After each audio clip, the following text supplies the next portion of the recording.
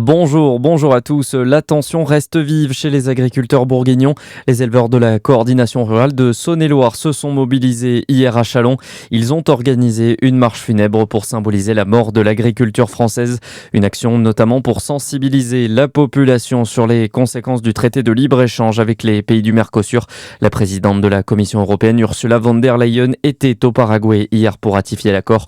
La France s'y est notamment opposée. Autre mobilisation à Dijon en soutien au peuple iranien. Près de 200 manifestants sont descendus dans les rues ce samedi pour dénoncer la répression sanglante menée par le régime des Mollahs. Ils se sont réunis en nombre sur la place de la Libération à l'appel de plusieurs organismes tels que la Ligue des droits de l'homme, la CGT ou Amnesty International. Pour rappel, le peuple iranien dénonce depuis décembre le régime en place, une mobilisation marquée par la sévère répression par les autorités iraniennes. Selon l'ONG Iran Human Rights, le bilan est estimé à 3400 morts.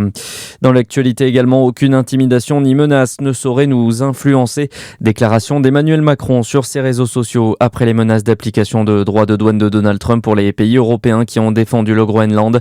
La France est attachée à la souveraineté et à l'indépendance des nations en Europe comme ailleurs, rappelle le président de la République. Sébastien Lecornu va-t-il réussir à sauver son gouvernement ? Olivier Faure, en tout cas, se dit prêt à ne pas voter la censure en cas de 49.3 si le financement des nouvelles mesures ne se fait pas sur le dos des Français. Invité du 20h de TF1 hier soir, le patron des socialistes souhaite avoir le plus rapidement possible la copie complète du budget après les annonces du Premier ministre pour qu'il n'y ait pas de flou. Et puis un mot de sport, foot d'abord, les Dijonnaises tenues en échec hier soir face à Montpellier. Score final, 1 but partout. En basket, la JDA, grand vainqueur du derby contre Châlons en Betclic Elite. Les Dijonnais l'emportent 94-91.